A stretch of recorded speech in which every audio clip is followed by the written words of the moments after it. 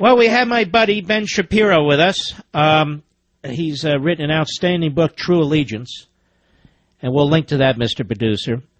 But I have him here because there was a little run-in the other day, and this is going on our college campuses, to conservatives and, quite frankly, Jews who happen to support Israel, among others, Christians who support their faith as well. Ben Shapiro, how are you, sir? I'm doing pretty well, Mark. How are you? I'm very well. Tell us what happened. Well, so it's been a really interesting week. I started at DePaul University. At DePaul University, I'd been banned there about 6 months ago because they said they couldn't handle the safety concerns of having me on their campus because students at other campuses had nearly rioted when I went to speak there. And so they announced that I would not be allowed to speak at DePaul. The Young America's Foundation said, we're going to bring him anyway.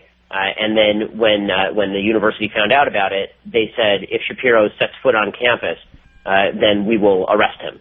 That's kind of the short story. So they tried to bring me in as a speaker, and then they brought Christina Hoff Sommers, the anti-feminist, in as a speaker. They wanted to bring me in as just a guest. The administration wouldn't allow that. And then they tried to bring me in as one of Christina's team, and they wouldn't even allow that. So hold on. Let me just get this straight. So the fact that people would potentially rise up or get violent against you means that you are banned from DePaul University. That's right. And they would arrest me if I said, I explicitly asked the head of security there, if I take 2 more steps forward, like I went anyway, and I said, if I take 2 more steps forward right now, will you arrest me? If I attempt to go into that lecture hall, will you arrest me? And he said yes, and I believed him because he had 30 security guards standing behind him, 5 cops down the street, and the sheriff of Cook County inside the building waiting to take me off to jail. So it was an interesting experience. I mean, that's quite totalitarian, isn't it? Yeah, I mean, honestly, what I said to him was, you do live in a city that's had 4,000 shootings in it year to date, and you've got 30 security people, 5 cops, and a sheriff of Cook County here for a 5'9", 169 Orthodox Jew. Mm-hmm. It's unbelievable what's happening to these colleges and universities. They're becoming like the point of the arrow for this totalitarian left. But what else happened to you? Okay, so the next day, I go to University of Wisconsin at Madison, and they knew there were going to be protesters at the University of Wisconsin-Madison, apparently 2 Black Lives Matter groups and a white supremacist group, which is a bit about my year. And so the administration assigned 3 cops to deal with a crowd of 500 people and 3 protest groups. And then they told them that if the protesters got up and disrupted the event, and they had to arrest any of the protesters, and I called for them to arrest any of the protesters, they would shut down the entire event. So if the protesters made trouble, and then the cops had to remove just the protesters, and we all wanted to go on with the event, that would not happen. They would shut down the entire event and empty the... So the protesters would know exactly what to do then? Yeah, exactly. And that's what they did. So the protesters were there, and they got up, and they started shouting and chanting shame and safety for some reason. And they were chanting at me for at least 10 minutes, every minute and a half. Then they got up and stood in front of the stage and tried to block the viewpoint between me and the audience. They forgot that there were a bunch of movable chalkboards behind them, and so I went over, grabbed a piece of chalk, and wrote in very large lettered morons, and put the chalkboard right above their heads. So that made for some fun visuals.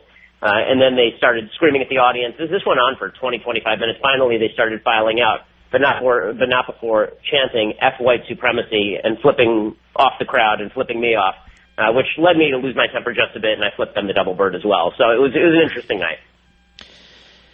And, of course, you have nothing to do with the white supremacy movement or anything of the sort. And I'm the number 1 target. According to the Anti-Defamation League this year, I was the number 1 journalistic target of white supremacy on the Internet this year. So 2 attempts to speak at 2 universities, quashed. That's unbelievable. Yeah, I mean... We figured out some end arounds, but yeah, I mean, at DePaul, we actually had me Skype into Christina Hoff Sommers, who's in the hall with all these kids. We had me Skype into her. She held up her iPad. I said, okay, everybody get up, walk out, and we all walked down to a theater about 3 blocks down and held the event anyway. And what was amazing about the DePaul thing, when they were trying to arrest me, is that there were no protesters. There were 0 protesters, like not one. So there were 30 security people, no protesters, and I was too scary to let inside. At University of Wisconsin, we went ahead with the lecture afterward. I was really proud of the audience. The audience was, the folks who came to see. These are just people, not only students, hardworking people from the community. One lady who worked at a soup kitchen got up and started shouting at these people. Listen, I was on my feet for 10 hours today, working with people of every race and creed and ethnicity and helping them out. The least you can do is sit down and shut up and listen to the man speak. People were, it was a great contrast. I mean, they were shouting shame at me and at the audience, and the audience was shouting back at them, chanting decency and free speech matters, which if that doesn't say it all, I'm not sure what does. And why are they opposed to you? Because of your faith? Because of your views? What is this all about? So I'm not arrogant enough to think that a lot of these protesters even know who I am. I think that they know that somebody who's conservative is coming to campus. The fact that I speak out against Black Lives Matter is a big thing. The fact that I think that white supremacy, that white privilege, which is one of their favorite terms, is nonsense. They make a big deal out of that. But I think that mostly there are a few professors, and these professors say to the students that some crazy guy from the KKK is coming here, and you better go talk to him. So when one guy at the beginning of the Wisconsin speech gets up and starts shouting at me about how I ought to be wearing a swastika, and I wear a yarmulke, right? I picked the yarmulke up off my head. I said, those aren't my folks. They don't like me very much. But yeah, they basically the professors tell them myths about who I am, and then they believe those myths, and they come and they think that it's incumbent on them to stop the Hitler KKK from speaking to their fellow students. Mm-hmm. Well, I don't see this getting any better, do you? No, I don't. I think that, especially because the left feels emboldened by the Trump election to be as loud and as crazy as they want to be, and more importantly, the administrators are just humoring it. I mean, across the country, the administrators are declaring safe spaces. You've got professors canceling classes so kids can mourn. You've got professors who are giving people different grades on tests based on their level of emotionality with regard to the election. As long as you keep coddling these whiny crybaby snowflakes, they're going to continue to do this stuff because victimization in college world is power. And so they just get to declare themselves victims. Now that Trump is the president-elect, they're going to get to declare themselves victims for 4 long, interminable years, and the administrators will go right along with them, patting them on their little heads, up to the point where they reach the real world, can't get a job, and have to go live in Occupy times. But isn't it also the indoctrination by professors? The professors seem to get away with this stuff. They're tenured. They make a fortune. They have wonderful pension benefits and all the rest. Don't they instigate a lot of this? I'll give you an example. A niece of mine attends a school. I don't want to get her in trouble. On the East Coast, it's a public university. The day Trump gets elected, he puts out this outrageous email.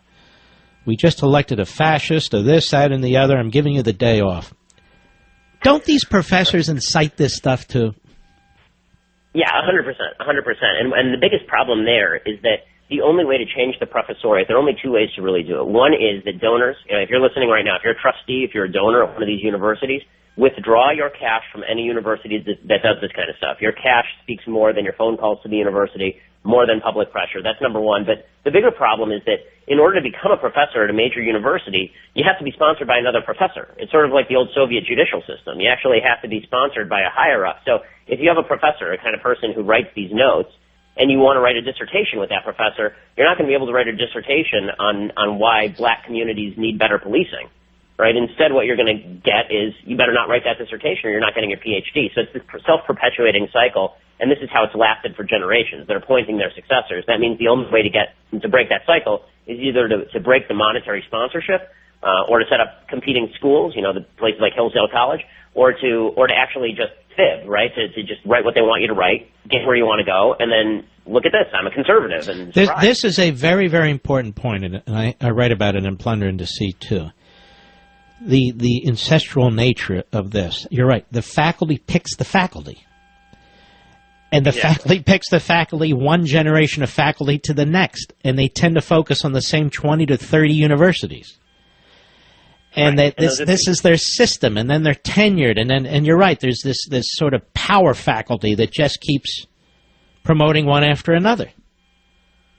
That's exactly right. And that's why, that's exactly why, for example, you haven't seen this sort of infiltrate the maths and sciences the same way because people appoint their successors. But ever since the 60s, this has been a cycle that hasn't been broken. And the students right now who are protesting and shouting, those are going to be the ones teaching the classes in 5 to 10 years. I mean, when you major in gender and diversity studies, if you major in lesbian dance theory, that qualifies you for one job and one job only, teaching lesbian dance theory or gender and diversity studies. So the only reason these departments exist is to self-perpetuate. And then to propagandize. All right. Well, listen, You're a very brave young man to go into these institutions. Are you planning any in the future? Oh, yeah. Like 10 minutes from now, I'm supposed to speak at University of Minnesota, so we'll see how that goes. And Holy mackerel. I got to swing along the East Coast in early December. So, yeah, we're going to be doing dozens of these across the country. Hey, it doesn't take a lot of bravery for me. I got security. It takes a lot of bravery for the students who have to stick around after I leave. Well, give our friends at the University of Minnesota my best, will you? Definitely will. Thanks, Mark. And then duck. All right. Thank you, my friend. You take care. There he goes, Ben Shapiro. Good guy. I'll be right back. Mark Levin.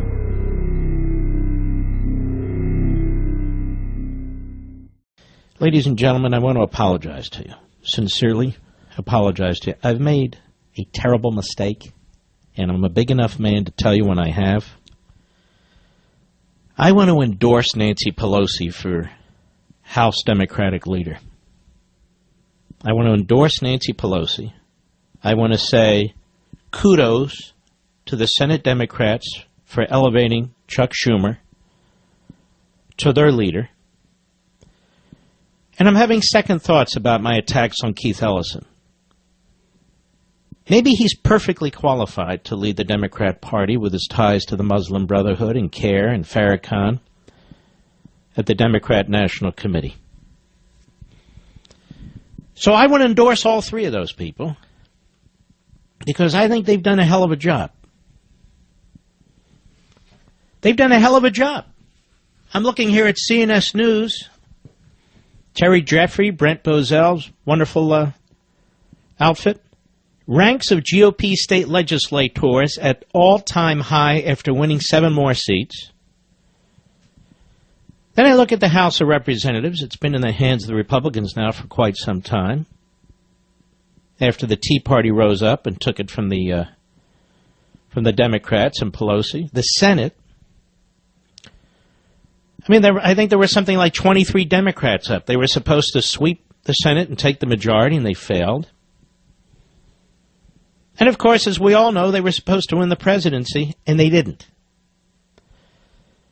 So I want to give my strongest endorsement possible to Nancy Pelosi to head the Democrats in the House, to Keith Ellison.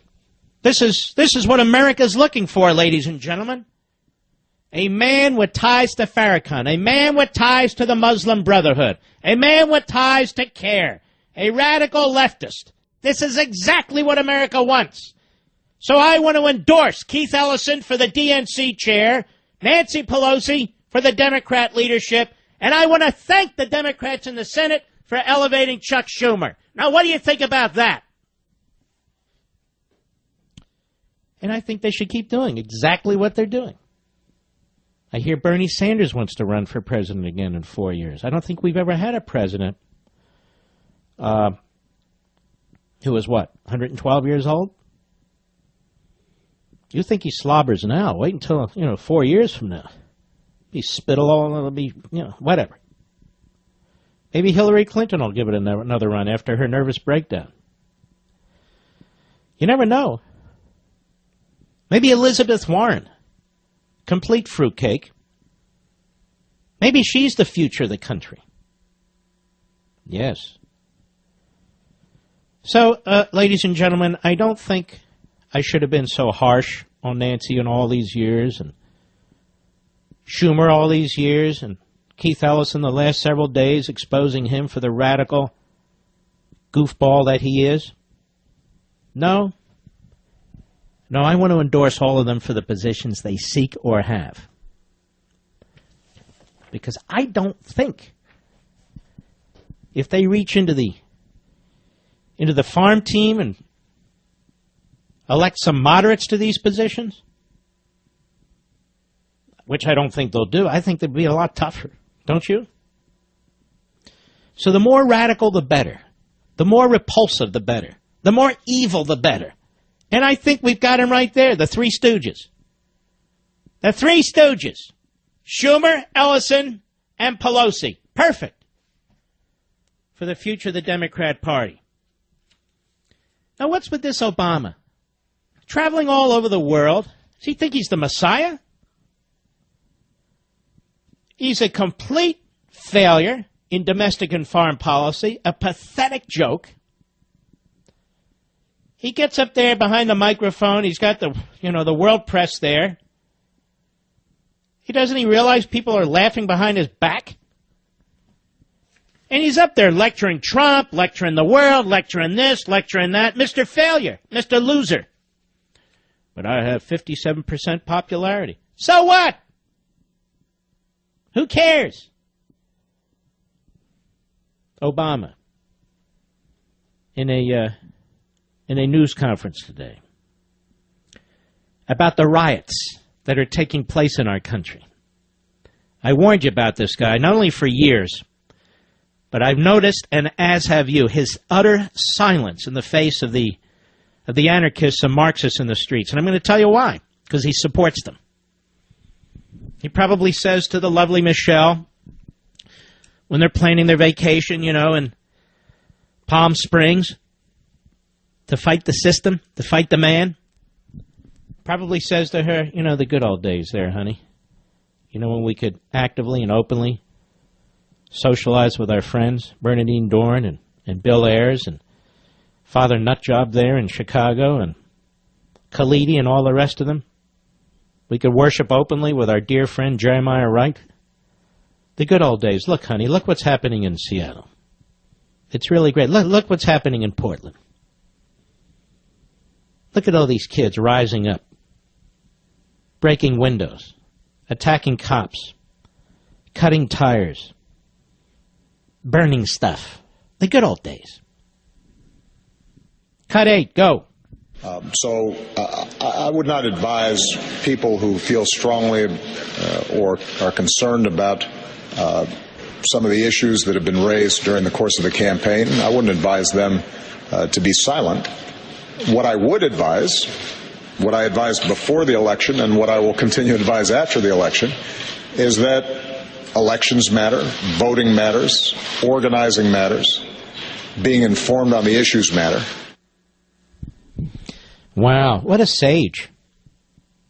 What a sage. Notice he didn't say cut out the violence. Nothing of the sort. Because he believes in it. And I always knew he believed in it. His party believes in it. His party needs it. This is who they are. This is what they do. You don't see violence from Tea Party activists. You don't see violence from rank-and-file Republicans. See quite the opposite. I'm sure the media will seize on what Obama said, just the way they used to seize on what Trump said. Did Trump urge violence in the street? No. And we know that Hillary Clinton in her campaign had ties to these operatives, thanks to the Veritas group. We're funding it. We know George Soros is into all this. Civil war, bloodshed, turmoil. He's utterly unaffected by it. So there's Obama in Germany. He's in Germany. Riots in the streets in the United States. His party, his supporters, his people. There he is in Germany thinking it's pretty cool. I would not advise them to be silent. I would not advise them to be silent. Anyway, I wanted to remind you of him. Let's also hear this. Cut 6. Obama today in Berlin. Go. Part of what's changed in politics is social media and how people All right. Social media. Didn't you use social media to get elected? Wasn't that the genius of your campaign in 2008? Social media? Go ahead. Part of what's changed in politics is social media and how people are receiving information. It's easier to make negative attacks and simplistic slogans than it is to communicate. What is he doing?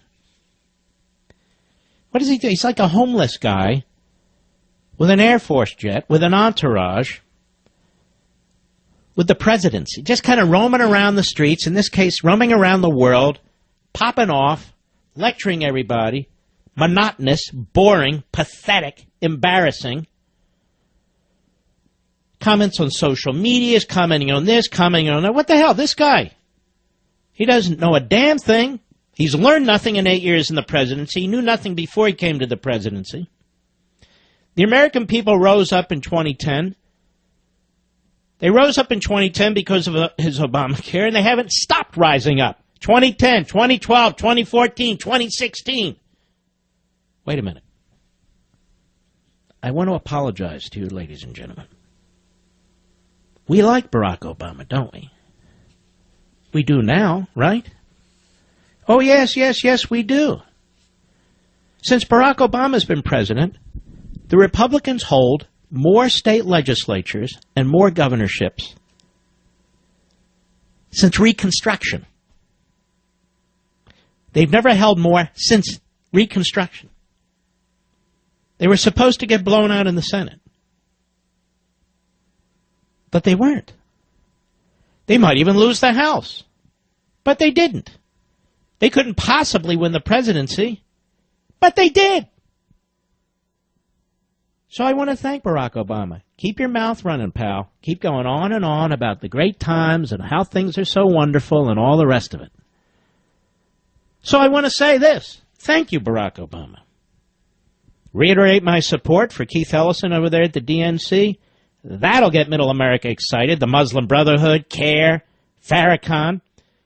Nancy Pelosi, you've been great. The San Francisco treat, there she is. And of course, the snake, Chuck Schumer. Now, I must say, Mr. Producer sent me the emails, that unlike the very, very rude Eric Holder, who wouldn't take up my offer to debate me on the Electoral College. I mean, I know I'm not Bill Maher, but we could do that, you know. Chuck Schumer's office actually responded. The communications director said, we appreciate it, but we're busy. Who was the other one, Mr. Producer, that got back to us? No, who was the other one? We had Schumer's office. Ellison's office got back to us. Thanked us, too. Well, we'll continue to invite Mr. Ellison on the program. I mean, after all, I just endorsed him to be chairman of the DNC, didn't I? And all you Democrats who are having second thoughts in the House for Pelosi, spread the word in your caucus among the left-wing kooks that I'm endorsing Nancy Pelosi. I'm sure it'll help. I'll be right back. I want to apologize to Keith Ellison again. It's Keith X, as I recall. Keith X. So I officially endorsed Keith X to be the head of the Democrat National Committee. Officially endorsed Nancy Pelosi, Nancy X, to be the head of the Democrats in the House. And we officially certify and sanctify Charles Chuck Schumer as the Democrat leader in the Senate. We're proud of all three. Keep it up, boys and girls. Just keep it up. More press conferences, more policies. Let the entire world know who you are. I think that would be very, very helpful. Now let me show you the difference between the Democrats in the Senate and the Republicans. First we have from the Huffington Compost, and they're very, very excited about Orrin Hatch. Is that 2 R's or 1 R? I don't remember. 2 R's. Orrin Hatch may want to run for the Senate again in Utah. We will fight him tooth and nail. He came on this program and lied repeatedly to get our endorsement. That will never happen again. He's on our radar to be defeated. The Huffington Compost. Key Republican puts dagger in push to end filibusters. Now, by the way, I don't favor ending a filibuster rule for everything. Just for key things. We can take our lesson from Harry Reid and the great Chuck Schumer. By Mark Wilson. By Michael McAuliffe. I wonder if he's related to the bagman under FBI investigation, the governor of Virginia, Terry. Republicans hankering to end the filibusters so they can enact President-elect Donald Trump's agenda without interference from Senate Democrats can pretty much forget it. To change the rules and end the minority party's right to blockade legislation. It's not blockade legislation. It's block legislation. He definitely has to be related to the idiot governor of Virginia. And Supreme Court nominees requires either agreement at the start of a new Congress, which Democrats would oppose, or a series of procedural votes. The latter, known as the nuclear option, could rewrite the rules with just 51 votes. Democrats did that for 2 years for presidential nominations below the level of Supreme Court to move some of Obama's many stalled nominees. This guy's not a hack. Now some Republicans, especially in the House, are pushing for Republicans in the upper chamber to nuke the rest of the filibuster, clearing the way for a Trump agenda. But with the GOP holding just a 52-seat majority next year, it would take only two defections to end that threat. And some Senate Republicans already have expressed strong reservations. On Wednesday, Senator Orrin Hatch may have put a dagger in the scheme. Asked by the Huffington Compost about ending the filibuster, he was blunt. Are you kidding? I'm one of the biggest advocates for the filibuster. It's the only way to protect the minority. We've been in the minority a lot more than we've been in the majority. It's just a great, great protection for the minority. Asked about reforming the minority party blockade, famous filibusterer Senator Rand Paul said, "We'll see." Now contrast this from the Washington Times. Headline, Democrats' new Senate leader, our man Chuck Schumer, open to filibustering Trump's Supreme Court picks. See the difference, ladies and gentlemen? Pusillanimous, impotent buffoons versus pusillanimous, imperial, pathetic Democrats. There you have it. They will do anything to advance their agenda and stop ours, and Orrin Hatch will do anything to advance their agenda and stop ours. We're going to have to address this, or this thing's going to be stillborn. I'll be right back. Democrats are already starting to attack this guy challenging our dear good friend Nancy Pelosi, this Tim Ryan, Democrat of Ohio. They're already trashing the guy. Yeah, I tell you. On the Mark Levin Show, we're rooting for Nancy Pelosi, and let the word go out to the Democrats in the House of Representatives that I've endorsed Nancy Pelosi for Democrat leader in the House of Representatives. I just want to help her out. I can see by that constipated look on her face that she's very concerned about this potential challenge.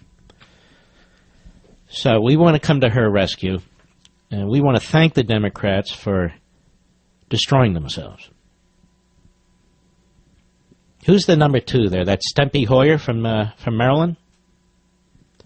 That's Stempy, man. He looks like, you look at that guy's face, you know what he looks like, Mr. Bidu? Like he's passing kidney stones, doesn't he? Stempy's never happy. It looks like he's passing kidney stones. Looks like he's in excruciating pain. By the way, Mr. Producer, send another email, if you would, to Keith Ellison's office and tell them I've now endorsed him to be chairman of the DNC. Will he come on now? Okay. I'm reaching across the aisle. A Jew to a Muslim. Yes. We'd love to have Keith X on the program. Keith X. We're not offended by that in the least. Call himself whatever he wants. Matter of fact, I think he should call himself Keith X, and I think he should invite Farrakhan in and Sharpton and the whole crowd. Bring everybody in.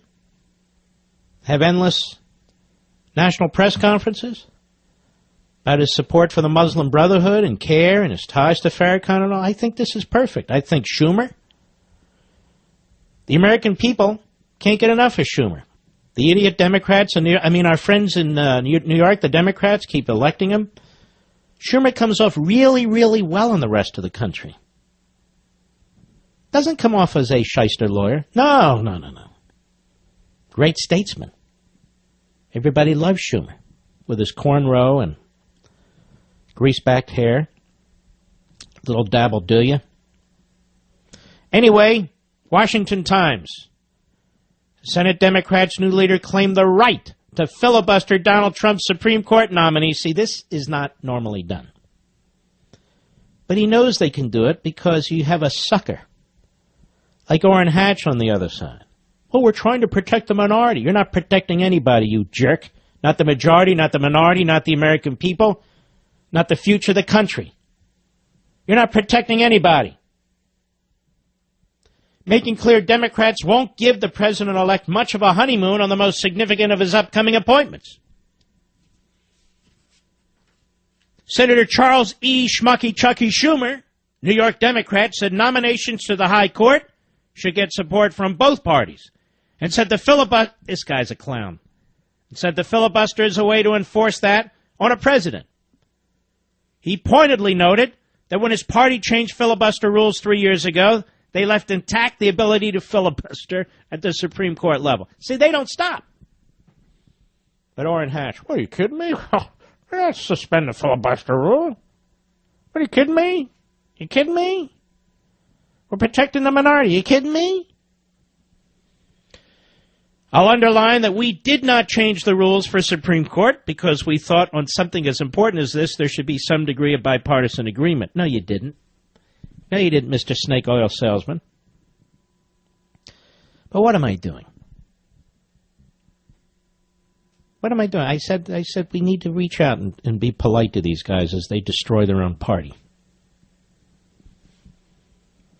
I'm sure Schumer comes off very, very well in Wisconsin, in Pennsylvania, in Michigan.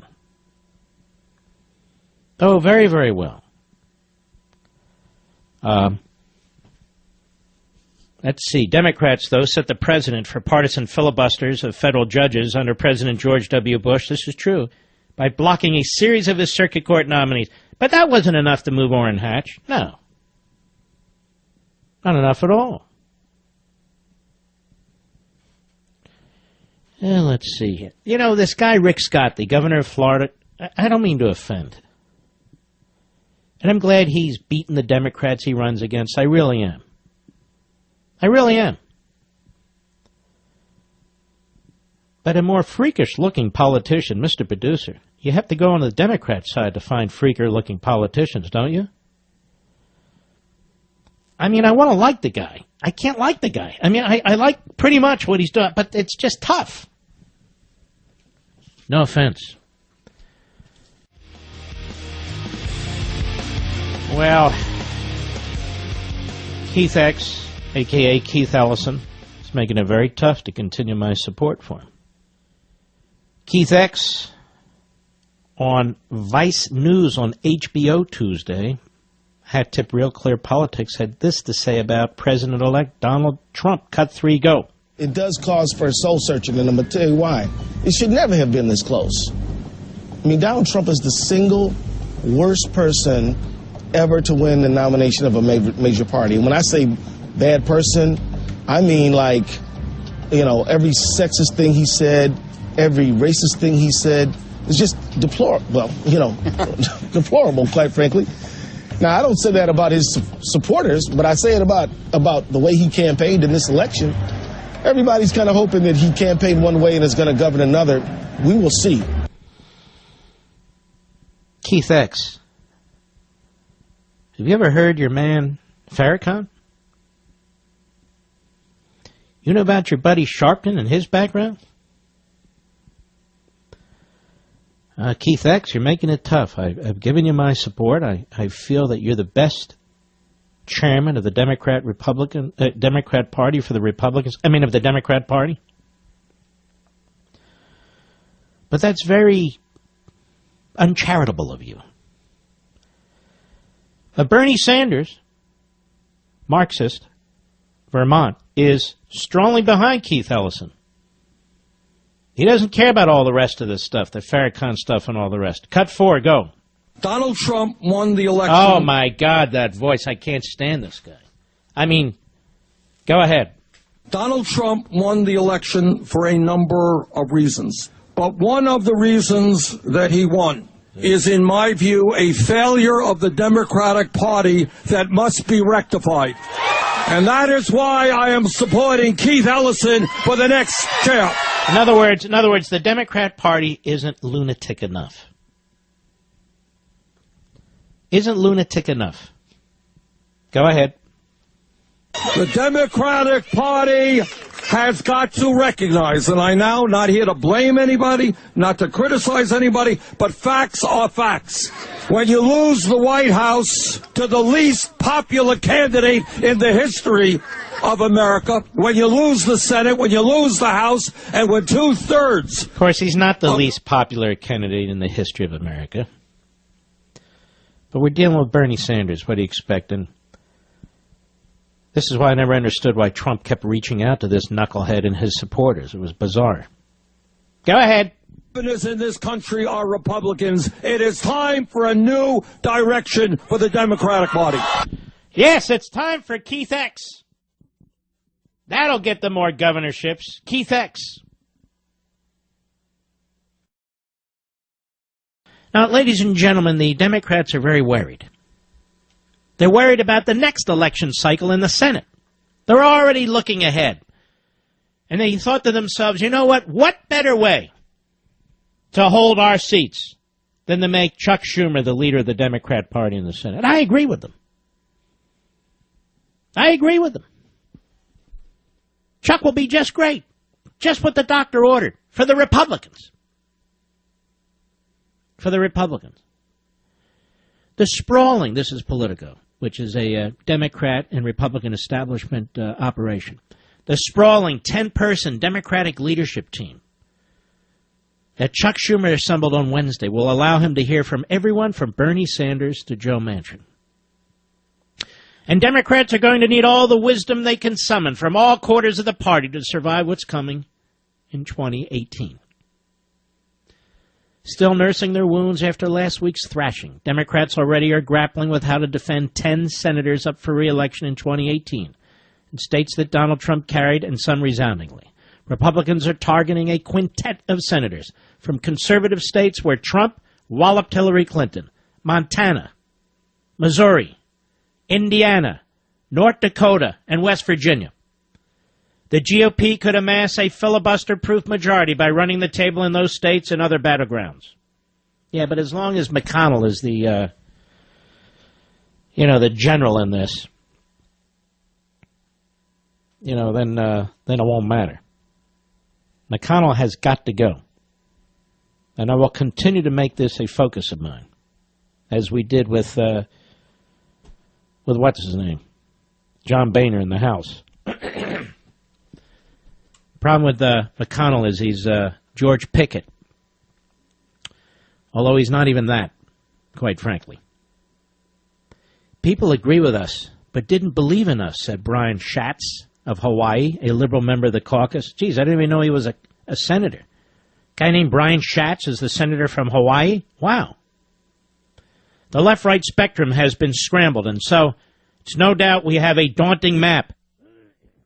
But I think the way to run in this new environment is with authenticity, with passion, with connectivity. Another idiot.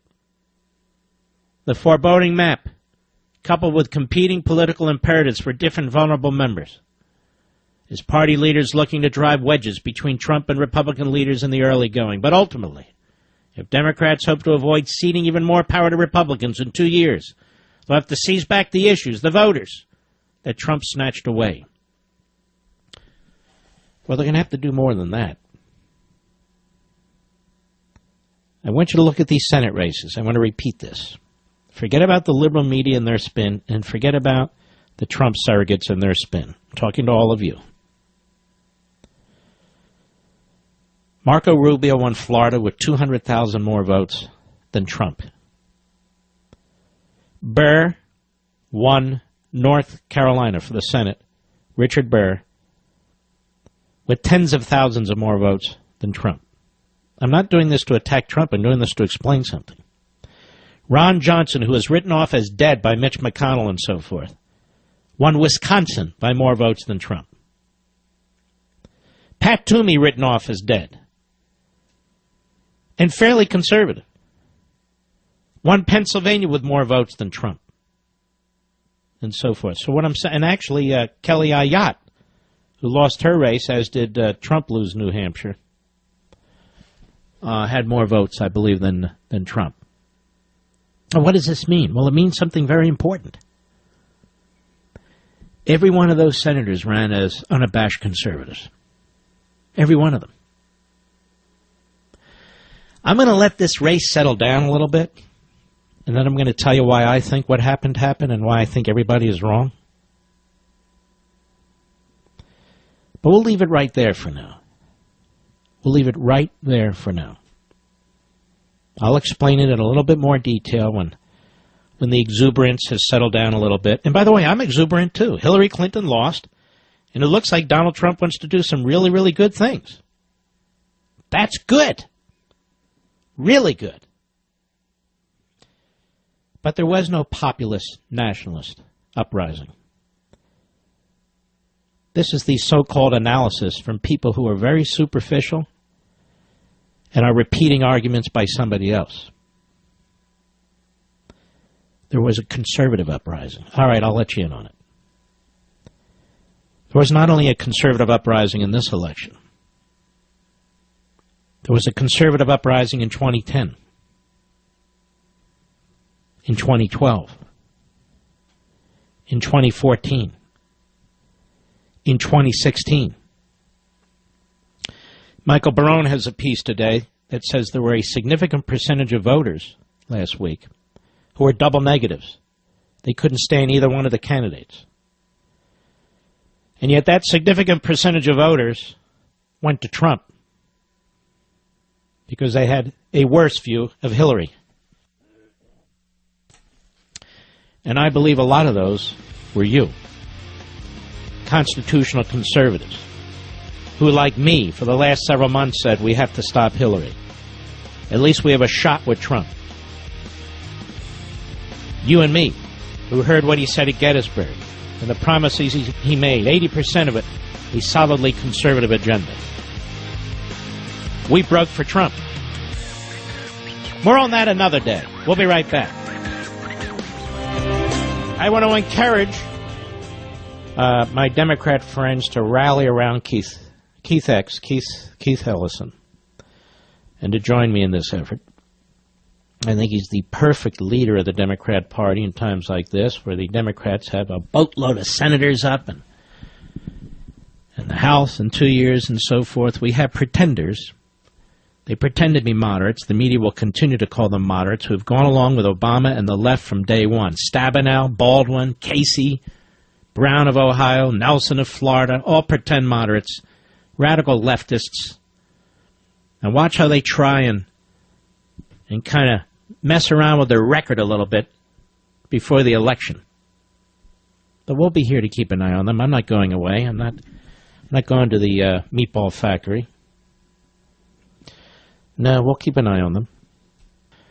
All right. Let us go, shall we? Jack, in New York, the great WABC, go. Hi, thank you for taking my call. Yeah. I want to thank you for turning me into an educated conservative from a Democrat know-nothing. Thank you. I just want to get that straight to my point, that I thought that the reason why the DNC, they want to hire the Keith Ellison for the... It's Keith X. After this elections, they're organizing themselves and to see like how they could widen their base. And after the big flow of immigrants from the Middle East countries, there's a huge Muslim population here. So they want to widen their base. But still, it's not big enough right now to offset their traditional Democrat constituent groups. I think what's happening here, Jack, the Democrat Party has been captured by the radical left, and the radical left's not going to let it go. And they are in a bubble mindset. And so their view is we got to move further to the left. You know, we have to move further to the left and pretend that we're going to represent all these assembly line workers who work at the car manufacturers and all these coal miners and all that. We'll pretend we want to represent them. We got to get back to our propaganda and so forth and so on. But I think it's great. I support Keith X. I really do. I support Keith X to be DNC chairman. We hope to get him on the program. I want to show him how much I support him, because I can't think honestly, of a more preposterous appointment to head the Democrat National Committee. So let's get behind Keith X. All in favor, say aye. All right, the ayes have it. Thank you, Jack. Henry, Anchorage, Alaska. The great KBYR. Go. How you doing, Mark? So great All to right. see you staying critical during this time. Everyone else is shaking pom-poms, and it's so nice I to know, hear it's someone. pathetic, isn't it? What can I do? Yeah, well, you're doing it. You got Christie out of there, I think. Anyway, you hit on a point earlier talking about Hegel and how people are sensitive when we call ourselves about being called Marxists. But it's a hard subject to tackle, quickly. But we really are so Marxist, through the Frankfurt Council. I don't know if you know much about the Frankfurt Council, where they essentially married, Marx. What didn't work with Marx killing off your workforce, they were able to use the Freudian circle to just synthesize everybody. And that's just been the agenda. You got Goals 2000. We've adopted the Soviet system here, and we wonder why all these young people, my age and younger, vote far left. It's crazy. By the way, Anchorage, Alaska. Now, do you live in Anchorage or 20, 30 miles outside? I'm just curious because I watch these shows on TV. I'm about 20, 30 miles outside of it, away from the population. So you're more of an independent type. I like my freedom. Yeah, I'm with you, buddy. Thanks for your call. I appreciate it. We salute our armed forces, police officers, firefighters, and emergency personnel. America, my beloved audience, please join the rest of us patriots on Levin TV in 2 minutes and see you tomorrow on the radio. God bless you. Looks like every rat-fink in Congress wants to get into the Trump administration, doesn't it? Half the rat-finks in talk radio want to get into the Trump administration, it looks like. Or at least a Mar-a-Lago or whatever. I don't want to get into anything. I love my independence. I love my independence. Doing exactly what I want to do, what I love to do. So all these rat-finks lining up. Even old rat-finks. So Mitt Romney is supposed to go to the Trump Tower. Is it tower or towers? Pardon me. To Trump, whatever, on Sunday. And all the rhino surrogate reporters think this is really cool. Oh, this is a great thing, It's very Lincoln-esque. Right, Romney, who, and to bring him in here just shows the judgment. And, of course, we want to expand the reach of the Republican Party. So that he keeps bringing insiders in. Yes, wow, we got Reince Priebus over there, Little Weasel over there, Chief of Staff. Oh, Reince. Praise the appointment of Reince. Yes, Reince. We got Romney in, perfect Secretary of State. Absolutely qualified. He's got very, very deep foreign policy experience. As what? Well, he was governor of Massachusetts.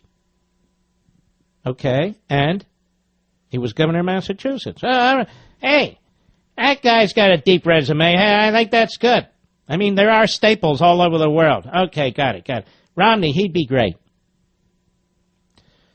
So Romney at the State Department. I don't know. They're throwing names out left and right. Names are being leaked. They want to get your reaction. They want to know what you'll think. Honestly, it's this Bob Corker. That's the one. But Romney, I ask you folks a question. If you gave nearly a 1-hour speech absolutely eviscerating Trump, his character, his qualifications, his positions, just up one side and down the other, and then you push this third-party candidate, Evan what's-his-name, McMillan, whatever, this third-party candidate,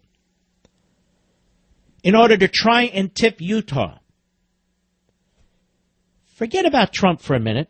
Think about Romney. If you're Romney, why would you even go to meet Trump at the Trump Tower or towers? You see what I'm saying, Mr. Producer?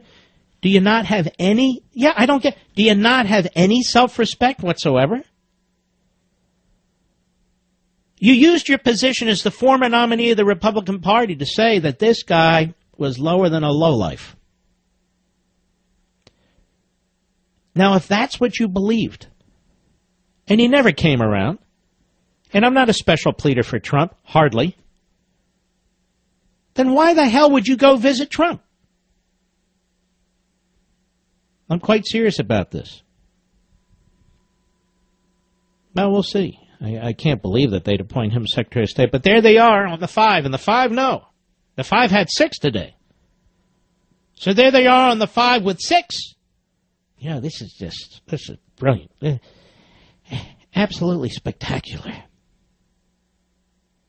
Absolutely. This is just unbelievable. So wise, so Lincoln-esque, the cabinet of whatever. Everybody's Lincoln, which is such a joke. Lincoln, one of the greatest presidents in American history. People haven't become president yet. Obama likes to compare himself to Lincoln. Actually, he doesn't. He thinks he's greater than Lincoln. Obama thinks he's greater than Lincoln. I think he's more John Tyler or Franklin Pierce, myself, in terms of success. Maybe a lot worse, actually. Maybe a lot worse. Now, you know who's popped up his head out of his lobbyist job and says he can help drain the swamp? You know? Do you know who? Trent Lott. Remember Trent Lott? Complete phony? Mr. Sellout? Mr. Republican leader? Remember Trent Lott? I think his brother-in-law is a big slip-and-fall lawyer in Mississippi. Mr. Trent Lott, who loved these earmarks, left and right and right and left. Mr. Trent Lott is a lobbyist in Washington, D.C., never went home to Mississippi, like so many of them. Another rat fink. Represented a Russian bank, and still does, I think, in Washington, D.C. They received hundreds of thousands of dollars for their good work. He says, Donald Trump would have considered talking to him because he really knows how to drain the swamp. And our good friends at Conservative Review said, that's like the swamp monster saying he wants to drain the swamp. I told you, the rat finks are all over the place. Going to bring in Trent Lott? No, I don't think he is, but Trent Lott is offering himself up. He wants to help. He's available. Here's another rat fink. Lindsey Graham from Conservative Review. If you thought the Republican establishment was going to just take it lying down from President-elect Donald Trump and his agenda, Senator Lindsey Graham, who has a 30% liberty score at Conservative Review, is going to disappoint you. As a stalwart proponent of the Gang of Eight amnesty bill, he told reporters that Trump ought to tread lightly around a full repeal of Obama's illegal executive order on amnesty, the Deferred Action for Childhood Arrivals Act. I think we should just call all of Obama's laws, Obama is great, Act 1, Obama is great, Act 2, Obama is great, Act 3. I mean, the title of these bills, absurd. So here's Lindsey. May I call you Lindsey? Lindsey X. Here's a problem that we have, he says. You've got about 1 million DREAM Act kids who came here as small children. Well, they're kids, so they would come here as small children, brainiac. Lived here all their lives. Now they have legal status by executive order. Yeah, but it's an unconstitutional executive order. Well, Graham voted. He said, I don't know what he wants to do, meaning Trump, on nonviolent illegal aliens. I'll tell you what I won't do. I will not vote for a bill that treats a grandmother and a drug dealer the same. Let me ask you something, Lindsey. Let's say you have a grandmother and a drug dealer, and neither of them pay their federal income taxes. What does the IRS do to the grandmother and the drug dealer? I mean, apart from the criminality in the case of the drug dealer, separate and apart from the violation of the Internal Revenue Code, they prosecute both of them. So under our law, Lindsey, the drug dealer and the grandmother are treated the same. It's just that your IQ, it makes it tough to understand these things. Am I being tough on the rat finks today? I don't much care. These are the people who have dragged this country into the gutter. These are the people who've driven up the debt over $20 trillion and unfunded liabilities over $200 trillion. These are the clown Republicans who sat around while this president was violating the Constitution, thumbing his nose at him, and attacking we, the conservatives.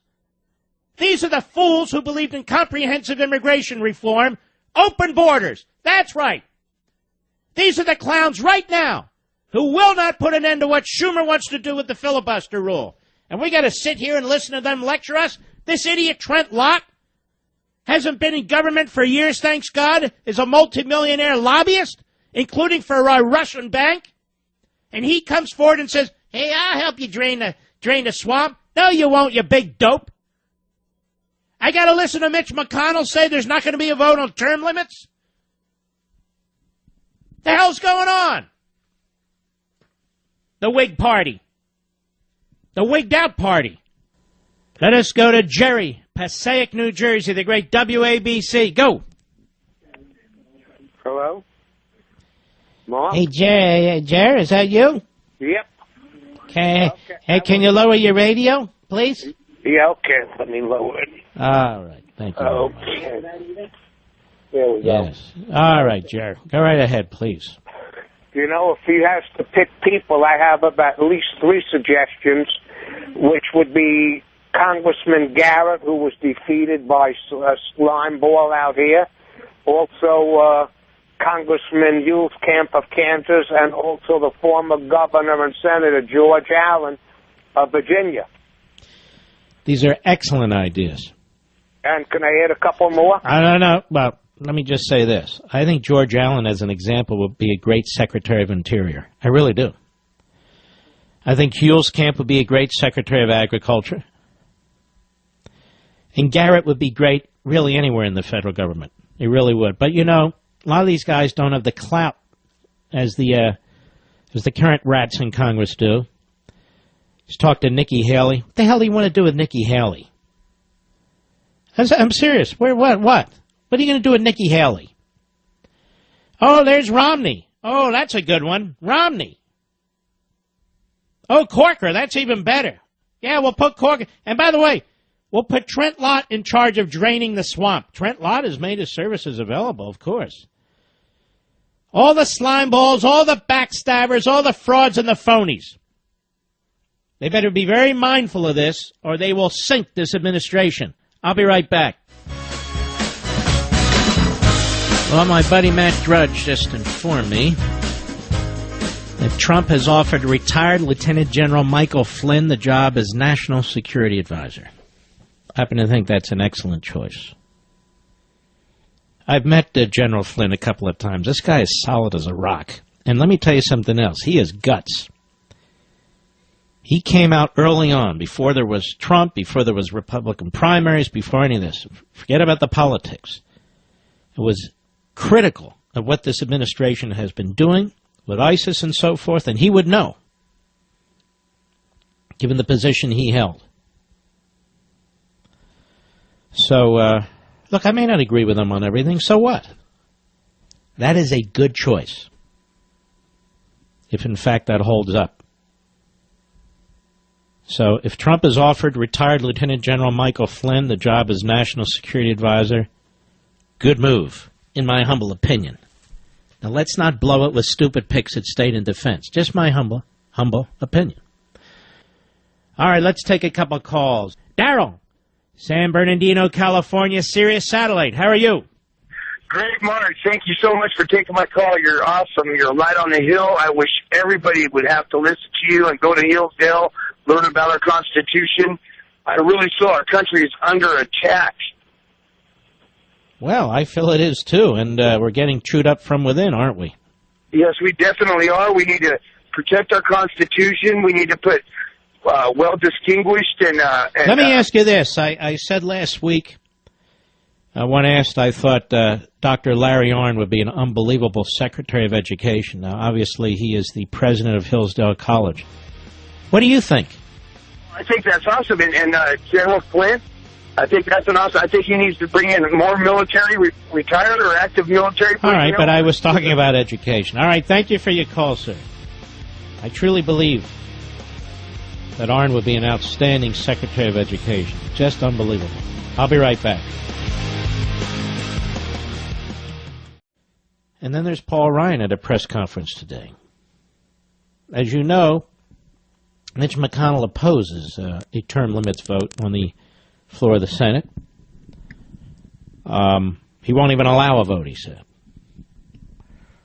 You know, we have term limits out here in the Senate. We call them elections. We got elections. Those are term limits. I'm not going to allow a vote on the floor of the Senate on term limits. No, we're not going to do that. I want to show everybody our government can work. We're partisan. You know, we passed more amendments here since I've been majority leader than Harry Reid ever passed. But here's Paul Ryan in the House. Asked about term limits on C-SPAN. Cut one, go. I've always supported term limits. Whoa! Wow. What did he do? Issue it in the 100th paragraph of a news release 10 years ago? He's always supported term limits? Wow. He's been a leader in this, maybe? Let's start from the top. Go. I've always supported term limits. I've long been a fan of term limits, actually. I don't know where all the other members stand, but that's something I've always been in favor Push for of. legislation on that? I'll leave it up to others to decide that. Judiciary Committee. I've actually all right, let's stop the idiots.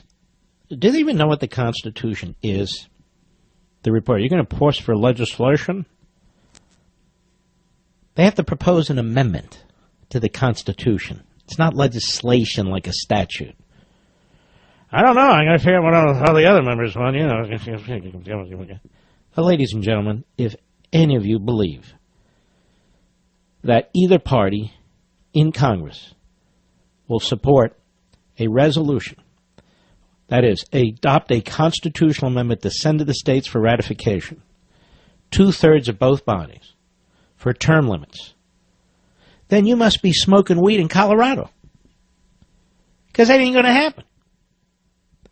Because neither the Democrats nor the Republicans want term limits. They wanted term limits, they already would have passed this thing. That's why the only way out here is the Convention of States. It's the only way.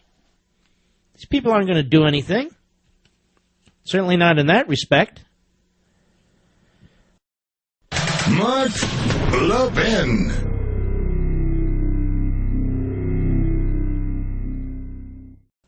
Now let me ask you this.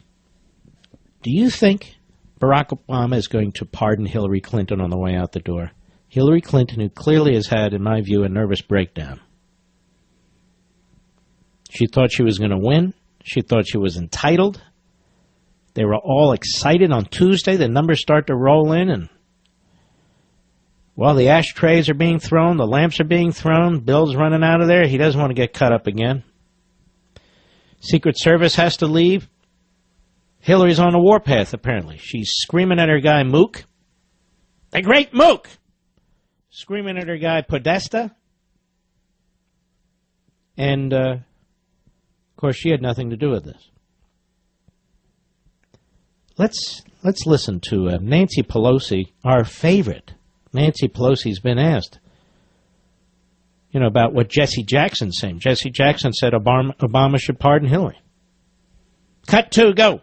Jesse Jackson just today came out asking for President Obama to pardon Hillary Clinton. What are your thoughts on that? I don't even know about that. A pardon for what? I don't have the faintest idea what you're talking about.